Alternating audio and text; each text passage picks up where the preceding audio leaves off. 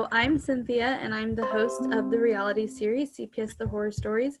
And I'm not a social worker or an attorney, but a mom who had her kids kidnapped by CPS. And after 2 years of fighting, I did get them back. But it definitely has not been an easy journey at all, to say the least. So, and now I do this so I can have other parents share their testimony of what's happened to them and their children. And it sounds like you've gone on a crazy adventure. So do you want to introduce yourself? My name is Elani Wells, and I have been suffering really bad. I lost my oldest child in 2016 due to Child Protective Services.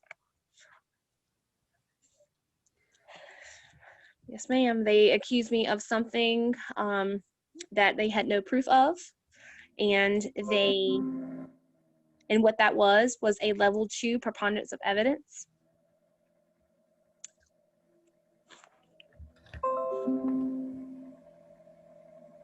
Were you in the system as a child? Say that again, I'm sorry. Were you in the system as a child? No. Okay. Are you married or single mom? I'm married. Okay. So tell me, how did CPS come in your life? What was day one like? The very first time they came in my life was back in 2015. My mother made false accusations. At the time, we weren't getting along. She accused me of things that I was not doing. That was the first CPS case that I had. That eventually got closed. What were the accusations? The accusations were my mother claimed that I was on a cocaine binge and I was doing prostitution.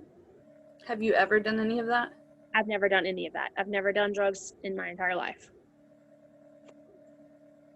I'm pretty healthy, can't you see? So, but yeah. But the biggest one was in 2016. Basically, I didn't have custody of my son. I didn't have custody of my son since 2015 when all this occurred. My family had caused a lot of problems for me, especially, starting with my mother. She, like I said, she made false accusations of things that she thought I was doing. My mother suffered with bipolar and PTSD and schizophrenia. So she basically had people telling her in her head what I was supposedly doing. But like I said, the big one in 2016 was I was accused of a level 2 preponderance of evidence. Like I said, I didn't have custody of my son. My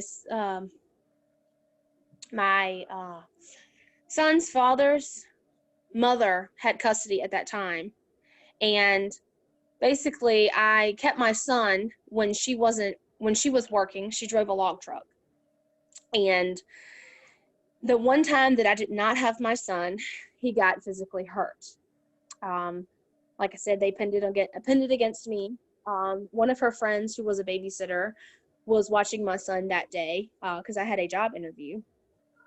And I went to pick my son up later that afternoon from the grandmother, and she stated to me that he didn't pee in his diaper all day and that he was fine.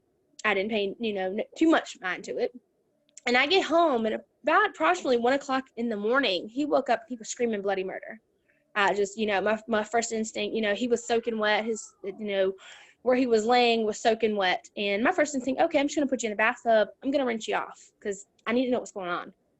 Well, I was living with my grandmother at the time, and she was helping me take care of my son.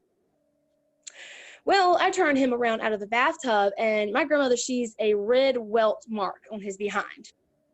And again, may I remind you, my first instinct was to rinse him off. Well, I called the grandmother, and she pretended like she didn't know anything that was going on. She didn't see it. She couldn't recall anything that was going on. She kept changing her story, saying, oh, well, he had diarrhea. And then, oh, let me remind you that she told me, she was like, the babysitter bathed him. Okay, for one, you didn't get consent for me to give my child a bath. And what else did you do, And after that, she basically just told me, okay, well, just give him some soy milk put some Neosporin on it. It's probably just a rash from a diaper rash. I'm like, okay, well, I didn't pay no mind to it at the time. Well, later that evening, I got extremely sick and wasn't feeling good and was unable to take care of my son at the time. I got real sick with kidney stones. Well, the next morning, I called my mother, and I dropped him off with my grandparents. And long story short from that, my grandparents, instead of calling me, they called my aunt, which was a registered nurse, and she called CPS.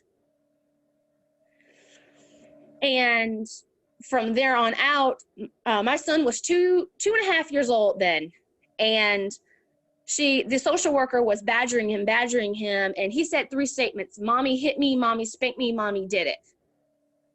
Yeah, 3 different statements from a 2-year-old. And I was freaking out because I didn't know what was going on. The social worker then called me later that afternoon and wanted to interview me to see what was going on. And like I said, I basically told her, I was like, I didn't know what it was. I was still a new parent.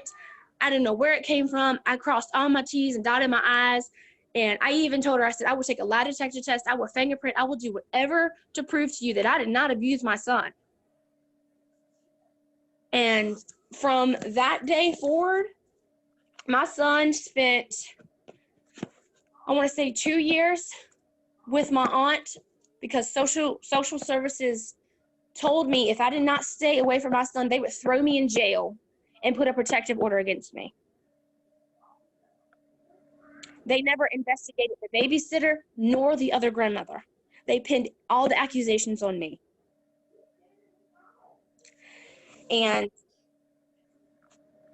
he got wrongfully adopted, illegally adopted in 2018. I done all my codes, I done all my research, I done everything I could to try to fight for my son. But CPS ruined my life.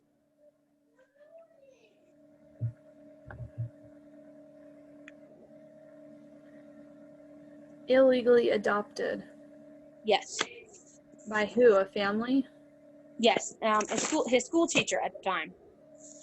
It was a school teacher who saw interest in the child and claimed and told the court that it was God's way of telling them they need another child. No, they stole my child. That's disgusting. Yes, it is. And like I said, now I've been back and forth to court. They're laughing at me. Sometimes they're chewing me and spitting me right back out, but I'm not going to stop fighting for my child. I'm now going to the appellate court to vacate this adoption because it's wrong. It's not right. I'm doing every avenue I can to get my kid back. But honestly, if I had done something so bad to my child, please tell me why I have 2 other children and why CPS didn't step in. And now I'm in the registry for 7 years for something I did not do. Wow. Yeah.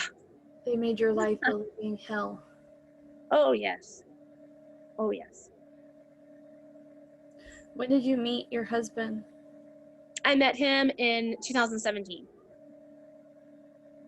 That's nice. Yeah. How old are the other 2? My other little boy, he's 3, and my little girl, she's 2. And they've never met their big brother? No. We've talked about him numerous times. We've seen multiple pictures, but as far as them ever meeting them, no. And I can tell you this, the last actual physical time I did see my oldest was in 2017, when my aunt, who, like I said, who CPS gave custody to, allowed me to come over and explain to my oldest that I was his mother. And then the next day did a 360. That child is so messed up, he doesn't know if he's coming or if he's going. He is so screwed up. He has no idea what's going on.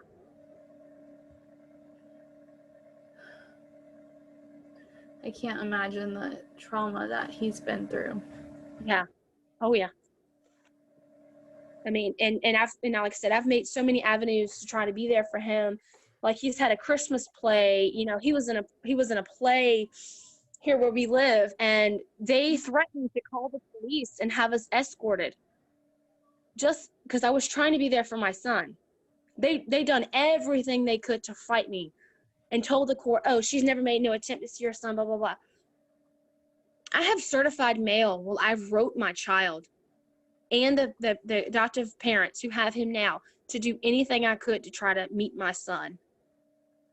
They refused me on every avenue. Because everything was done illegally. They want Yes. that child. Yes. And they want that money. Yes. That's all it is that money. They have no interest in my child. They want that money. That's sad. Yes. Yes, it is. And like I said, I have to walk around every day and just try to put a smile on my other face because of my 2 other children. You know? I mean, it's a nightmare. I've spent so much money on attorneys. Attorneys are not worth a crap.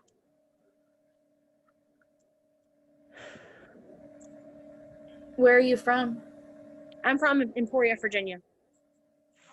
How close do you live to your son? He's actually in the same town, actually. You've never run into him? I have actually run into him actually probably not even 6 months ago. We have a Dollar Tree around here, and my sister and I both were in the vehicle and had just left out of the store. And I looked at my sister and I was like, hey, look. She's like, don't say anything. Don't do anything. Just look at him. I'm like, all right, I got you. Well, the adoptive mother who had him was staring at us the entire time. And like I said, I didn't pay much mind to it.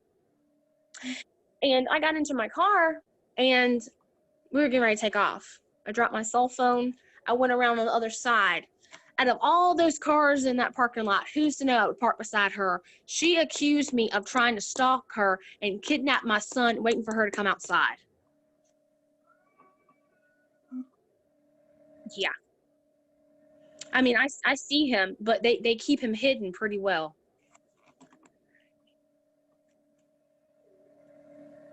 Yeah. That's a serious allegation. Oh, yes. Oh, yeah.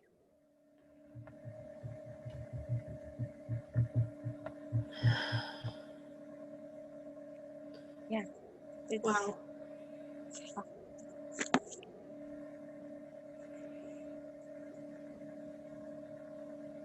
It's a real bad nightmare, and I can't sleep at night because of it. I'm sure. You know, and like the adoptive parents, they don't know who I am. They don't know me as an individual. They're going off what supposedly my past is, whatever, I guess, the accusations that my family has made.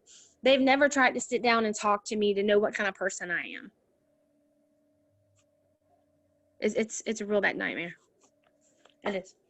And I refuse to sit in silence anymore. I can't do it. I can't pretend this is okay.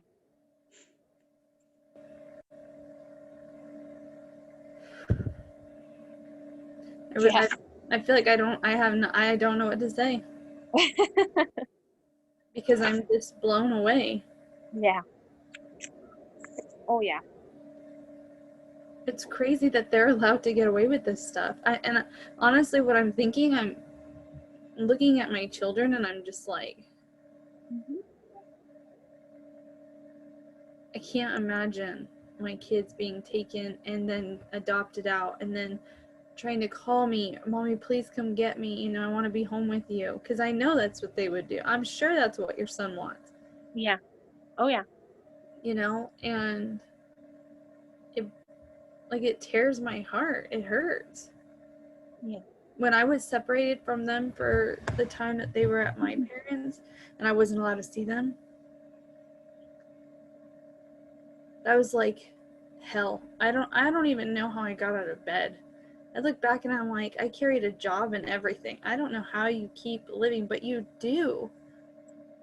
You do. But I would never stop fighting. Oh, yeah. That's what you're doing. Absolutely.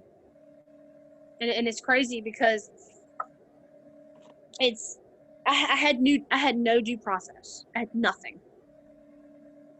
And I mean, I have a timeline of everything that I've kept up with. I mean, I don't know. There's got to be a way where I can open this case back up somehow, and I'm going to find out and have this started all over again. Because, like I said, nobody was investigated. There was no due process. There was nothing. I was wrongfully accused of something I did not do. And he should have never, ever left my life. No. And then it makes me so angry that family members get involved like this. My mom was the one who made the allegations and took my kids. Yep. And it's like, what do you think was going to happen? You thought I would just sit back and let you do it? Right. No. They're mine. Absolutely. They came from my body. Yep. Am I a perfect parent? Hell no. I fail every day. But right. Yeah. And I don't do drugs. I'm not an addict. I don't drink alcohol. Once in a while I have like a White Claw thing or something, but once in a while. Yeah. And it's one. I've never been drunk in my life. I've never partied. I've been with one man still to this day. I was married 11 years and it's like, and I'm a Christian, and all these things, and you lie and say I'm a drug addict and I abuse my kids and I neglect them, and you're fucking crazy. Yeah. And I was never investigated either.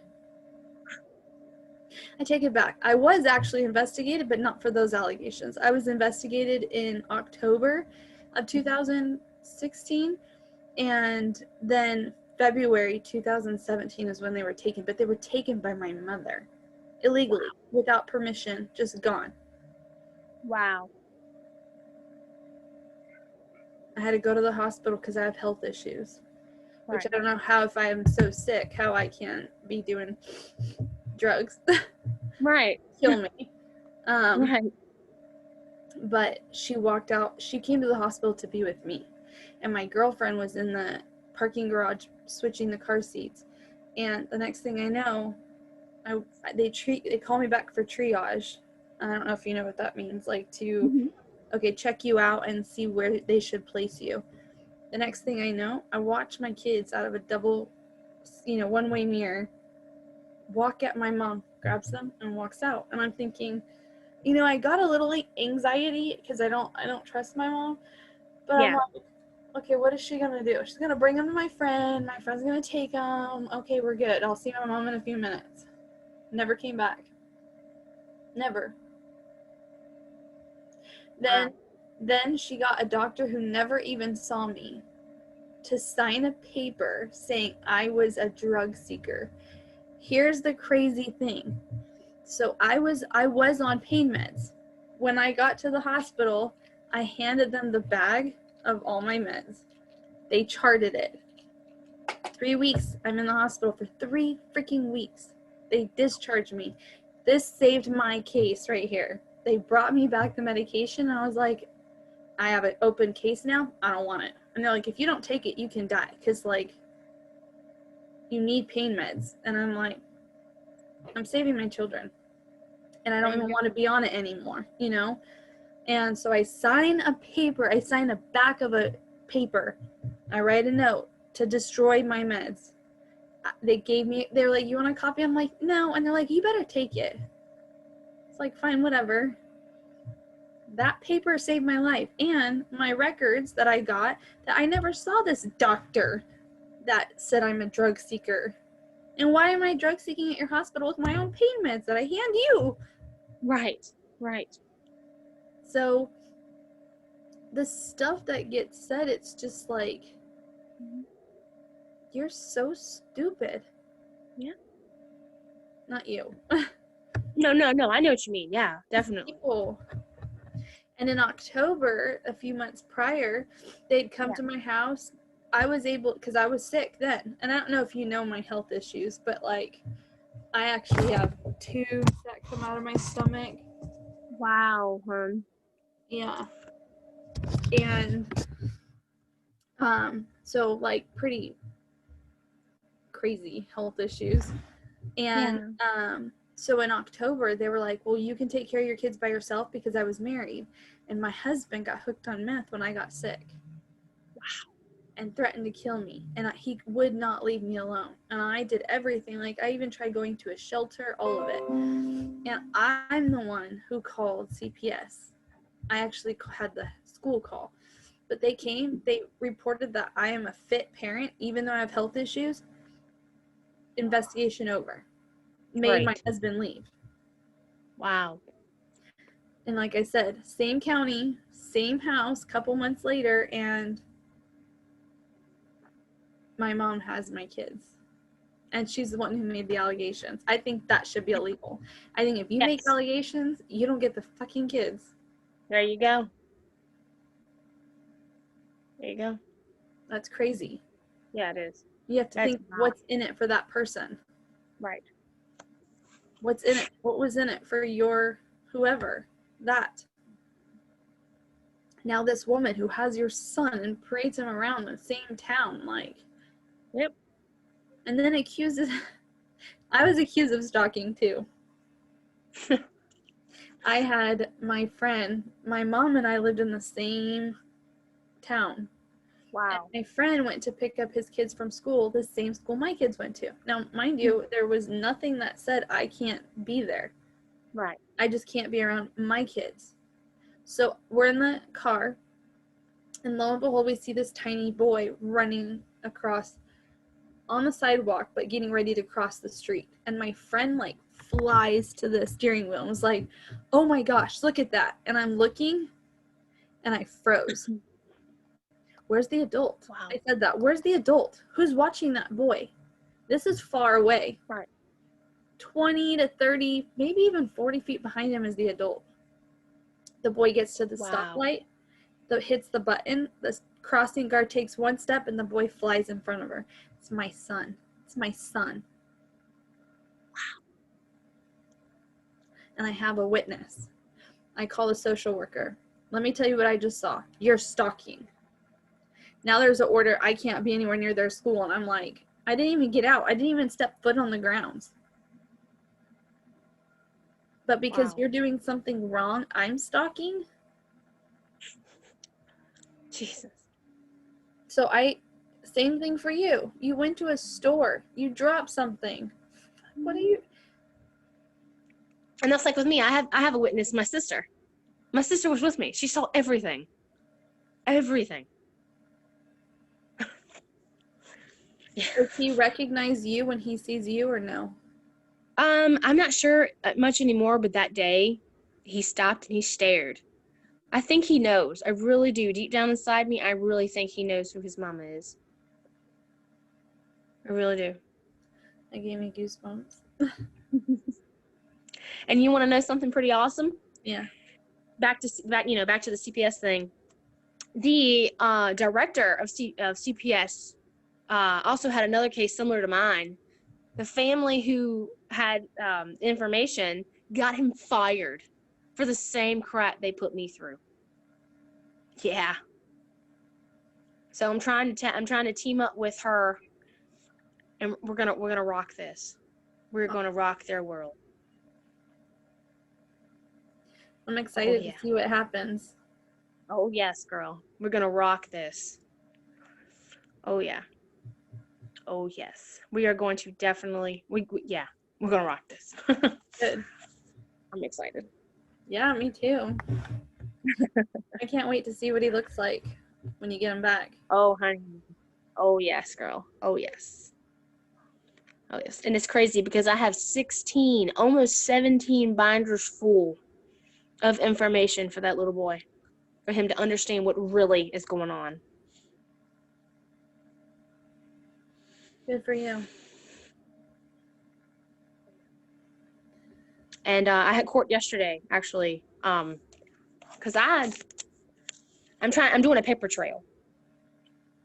I filed for custody yesterday of my son, even, they illegally adopted him. We had a new judge yesterday. They didn't know me or the opposite party. And he liked what I submitted because I had section codes in there. It was pretty detailed. It was pretty thick. The opposite attorney, she didn't like that. She had audacity to tell me that I need to pay attorney fees because I'm holding him up in court. Because they know I'm coming for my child. Good. Oh, yeah. Oh, yes. Excited. Oh, yes. I think you're somebody to watch out for sure. Oh, yeah.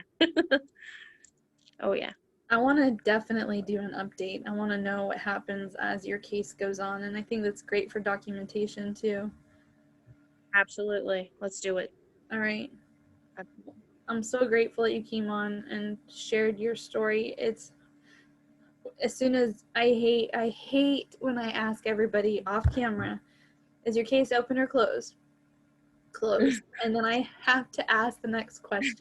Did you get your child back? I hate when you tell me no. Because I don't know what I would have done if I lost my kids. I don't know. So, you're brave, you're so strong, you're incredible, and you're fighting, and I cannot wait to see what happens. I'm like so excited. Yes, thank you. All right, we'll keep in touch, okay? Absolutely. Thank you for your time. All right, have a good day. You too, honey. Thank you. Bye.